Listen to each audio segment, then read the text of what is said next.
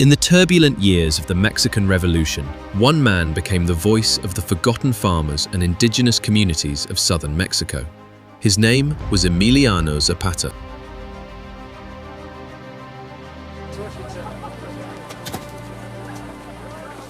Born on August 8, 1879, in the village of Anenecuilco, Zapata grew up witnessing the struggles of rural farmers.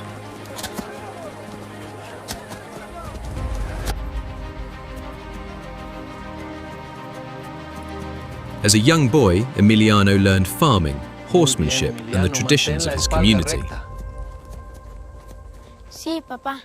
Los ojos adelante. But powerful hacienda owners were expanding their estates, taking communal lands from indigenous villages.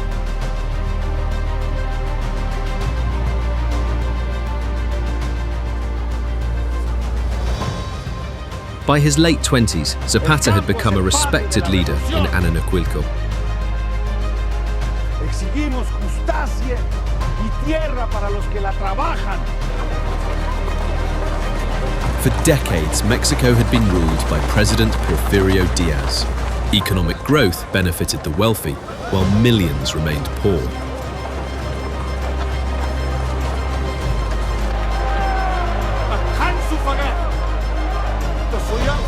In 1910, Francisco Madero called for rebellion against Diaz.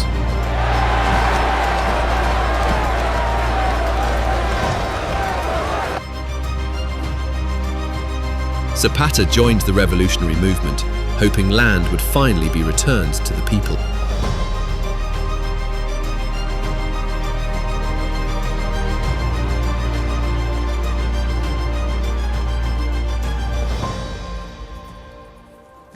He formed the Liberation Army of the South.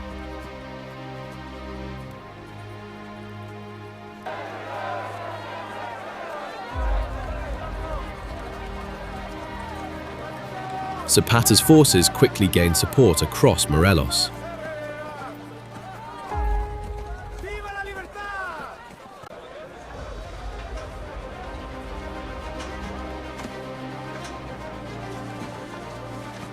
In 1911, Porfirio Diaz resigned and fled Mexico.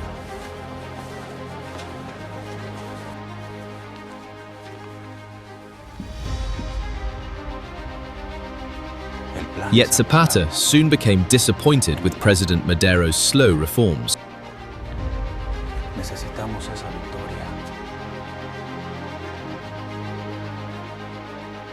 In November 1911, Zapata issued the famous Plan of Ayala.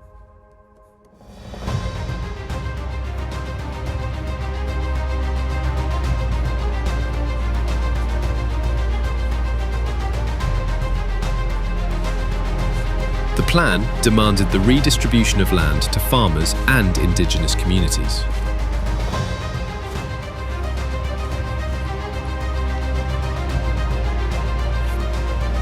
After issuing the Plan of Ayala, Zapata openly rebelled against President Madero. The revolution that had united them now divided them.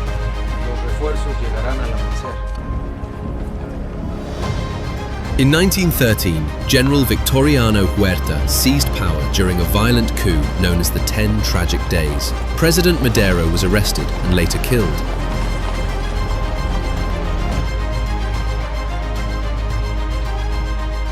Huerta established a military dictatorship. Across Mexico, revolutionary leaders prepared to challenge his rule.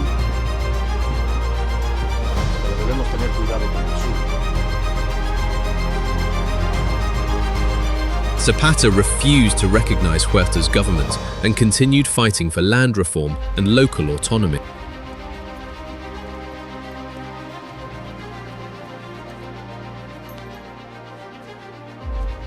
In the north, another revolutionary leader emerged. Pancho Villa and Emiliano Zapata shared a common enemy and a desire for change.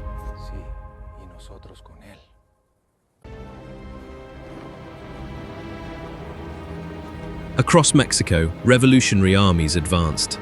Huerta's forces suffered defeat after defeat.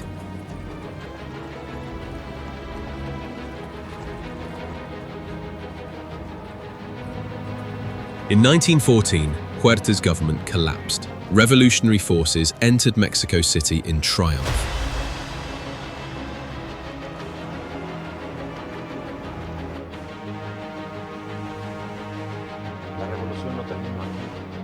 The famous meeting between Zapata and Villa became one of the most iconic moments of the revolution.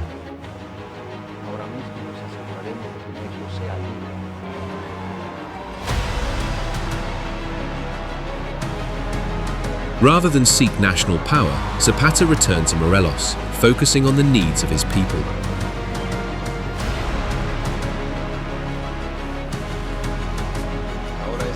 In areas under his control, Zapata began returning land to villages and farming communities.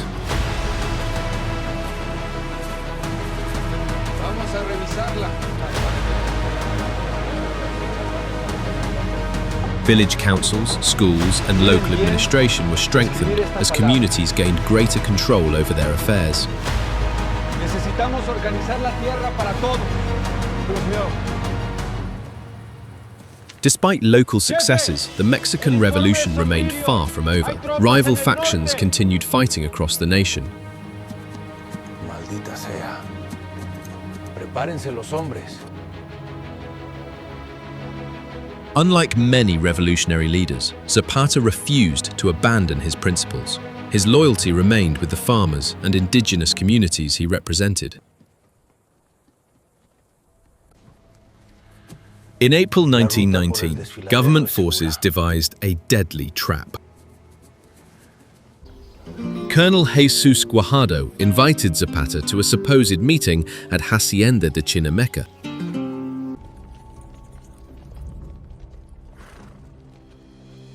On April 10, 1919, Emiliano Zapata was ambushed and killed.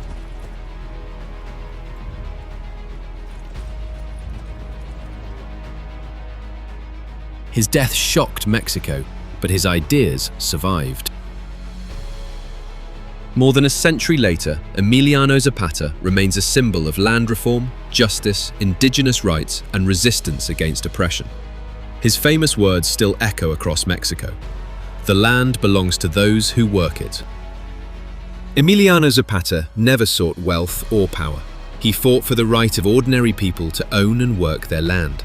Though he fell in 1919, the ideals of Tierra y Libertad, land and liberty, continue to inspire movements for justice around the world.